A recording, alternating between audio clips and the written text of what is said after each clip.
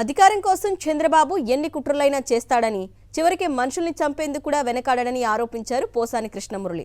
Director Ram Gopal వర్మను చంపేందుకు Chandrababu batch కుట్ర చేసిందని సంచలన వ్యాఖ్యలు చేశారు.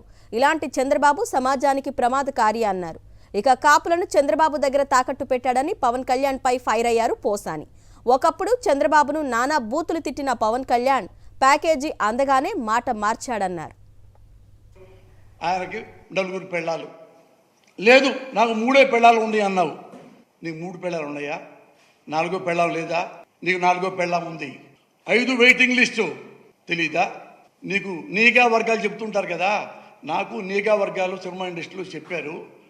పంజాబ్ అమ్మాయి, చాలా ట్రెడిషనల్, మంచి కుటుంబం, పాప సినిమా ప్రేమతో వచ్చింది. ఆమె బాగుంటుంది. నువ్వు కన్నేసావు, లవ్ అన్నావు, క్లోజ్ అయ్యావు, వాడుకున్నావు, వదిలేసావు, స్టమక్ చేసావు, వదిలేసావు. ఏమంటారు దీన్ని? నువ్వే చెప్పు. దీన్ని ఏమంటారు? పెళ్ళాం అంటారా లేదా గొళ్ళెం అంటారా?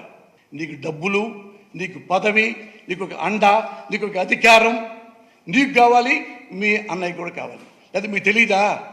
వంగవీటి రంగాన్ని ఎవరు చెప్పారో తెలీదా? మొదటిగా పద్మనాభం గారిని ఎవరు అవమానించారో తెలీదా? రామారావు చంపింది వెన్నుపోటుతో తెలీదా? కాపుల గుండాలు, కాపుల రౌడీలు, వీళ్ళకి ఓటేయద్దు, వెడితే మన కమ్మాళ్ళు బతకనివ్వరు అంట కూడా మీకు తెలీదా? నేను తెలియజెప్పాక. అంతకుముందేమో ఇతనా చంద్రబాబు నాయుడా ఇట్టనుకొని తలకాయ ఇట్టనుకొని వెన్నుపోటు మామూలు వెన్నుపోటు పొడిచి దొంగదారిలో సీఎం పెడతారు. సీఎం అవుతాడా? ఆ మేకప్ తీసి పారేశాడు. ఇప్పుడు వేరే కొత్త మేకప్ వేసుకున్నాడు. ఇప్పుడు విజన్ ఉంది, 40 వరకు విజన్ ఉన్న గొప్ప మనిషి. అందుకని అతనికే మనం వద్దాం. మన కాపుల్లో ఎవరు సీఎంగా పనికిరారు, నేను అన్ఫిట్ కాబట్టి ఆయనకే వేయండి అని వెళ్ళిపోయాడు.